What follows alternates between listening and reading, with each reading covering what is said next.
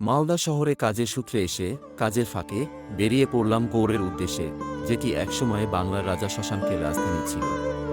প্রাচীন স্থাপত্যের নিদর্শন বহন করে এই এলাকা সনাতন গোস্বামী প্রতিষ্ঠা করেছিলেন এই মন্দির। মহাপ্রভু এই মন্দিরে প্রবেশ করে ভাব সম্মেলনে অভিভূত হয়ে যান। এই মন্দিরে চৈতন্যদেব অর্ঘ্য নিবেদন করেন। ভারতের গৌড়ে অবস্থিত মুসলিম যুগের স্থাপত্য নিদর্শন। গৌড়ের সবচেয়ে বড় মসজিদ হল বরসোনা মসজিদ। এটি হোসেন শাহ স্থাপত্য রীতিতে তৈরি। স্থাপনাটি ইটের গাঁথুনি দ্বারা নির্মিত এবং বাইরের অংশ পাথর দ্বারা আবৃত ছিল। মসজিদটি আলাউদ্দিন হোসেন শাহের শাসনামলের শেষের দিকে নির্মিত হয়েছিল। মসজিদটি 200 ফিট বাই 200 ফিট পরিমাপের চতুষ্কোণ একটি উদ্যানের পশ্চিম পার্শ্বে অবস্থিত। এর উত্তর, দক্ষিণ ও পূর্বে পার্শ্বের মাঝ বরাবর খিলানযুক্ত তোরণ ছিল। মসজিদ ভবনটির চারপাশে 4টি এবং মূল প্রার্থনালয় ও করিডোর এর সংযোগস্থলে 2টি মোট 6টি বুরুজ আছে। প্রতিটি অষ্টকোণাকৃতি। দাখিল দরওয়াজা। এটি ছিল উত্তর থেকে গৌড় দুর্গে প্রবেশের প্রধান দরজা। অন্য একটি নাম হল সালামি দরওয়াজা, কারণ সালামিগুলি পার্শ্ববর্তী রোপ্যাম্পার থেকে নিক্ষেপ করা হয়েছিল। এটি সুলতান নাসিরুদ্দিন মাহমুদ শাহ দ্বারা 1435 থেকে 1459 সালের মধ্যে নির্মিত হয়েছিল। এটি মালদা এর রামকেলি গ্রামে অবস্থিত। মালদা থেকে পায়ে হেঁটে 15 থেকে 20 মিনিটের মতো লাগবে এবং মালদা এর পিয়াসবাড়ি বাস স্ট্যান্ড থেকে মাহাদিপুরের গন্তব্যের যে বাস পাওয়া যায় তার মাধ্যমে এখানে পৌঁছানো যায়। ফিরোজ মিনার। টাওয়ারটি প্রায় 84 ফুট উঁচু এবং 62 ফুট পরিধি। উপরে চেম্বারের দিকে 73টি ধাপের একটি সর্পিল সিঁড়ি রয়েছে। এটি একটি 5তলা স্ট্রাকচার। হাবশি রাজবংশের সুলতান সাইফুদ্দিন ফিরোজ শাহ মিনারটি নির্মাণ করেছিলেন। কুদম রাসুল মসজিদ।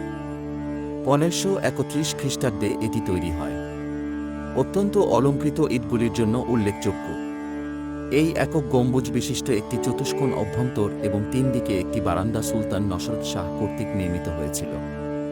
এটি পাথরের নবীর পায়ের ছাপ ধারণ করেছে, যা এখন মহদীপুরের খাদিমদের কাছে রয়ে গেছে। মসজিদের সামনে ধ্বংসস্তূপে বিশ্রামঘর।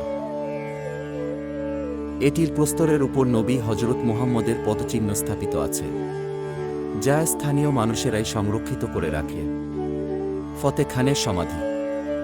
1658 এবং 1707 খ্রিস্টাব্দের মধ্যে এটি তৈরি হয়। এখানে আওরঙ্গজেবের জেনারেল দিলাওয়ার খানের পুত্র ফতহ খান রয়েছেন, যাকে সম্রাট শাহ নিয়ামাতুল্লাহকে হত্যা করার জন্য পাঠিয়েছিলেন। সন্দেহ করা হয়েছিল যে সুলতান সুজাকে রিবেলগাঁওয়ের পরামর্শ দেওয়া হচ্ছে। বিশ্বাস করা হয় যে ফতহ খান রক্ত বমি করেছিলেন এবং এই স্থানেই মারা গেছেন। চিকা মসজিদ। প্রায় 1450 খ্রিস্টাব্দে এটি বানানো হয়।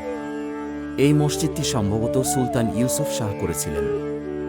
এটি একটি একক গম্বুজ বিশিষ্ট বিল্ডিং, যাকে স্থানীয় লোকজন চিকা মসজিদ বা বাট মসজিদ বলে।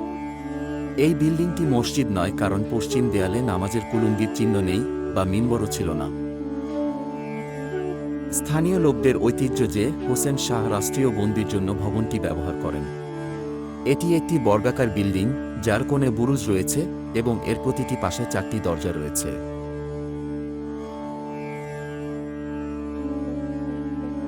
তাঁতিপাড়া মসজিদ।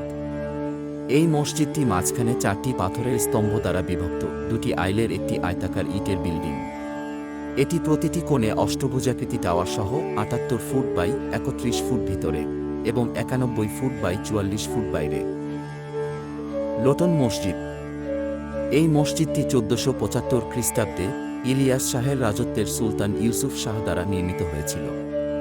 এটি একসময় ইটের কাজ দিয়ে আচ্ছাদিত ছিল, কিন্তু এখন মুখের বৃহত্তর অংশটি চলে গেছে। মসজিদটি সামনে একটি বারান্দা সহ একটি একক গম্বুজ দ্বারা আচ্ছাদিত একটি বর্গাকার কক্ষ নিয়ে গঠিত। এই মসজিদের মূল কক্ষটি 34 ফুট বর্গাকার এবং করিডোরটি 11 এবং প্রস্থে 34 ফুট লম্বা। একটি স্থানীয় ঐতিহ্য আছে যে মসজিদটি একটি নাচের মেয়ে দ্বারা নির্মিত হয়েছিল। তারপর আমরা সোজা চলে আসি ভারত বাংলাদেশ বর্ডারে। এই ঘোড়াটি আমার জন্য সত্যিই খুব স্মরণীয় ছিল। ভালো লাগলে অবশ্যই জানাবেন।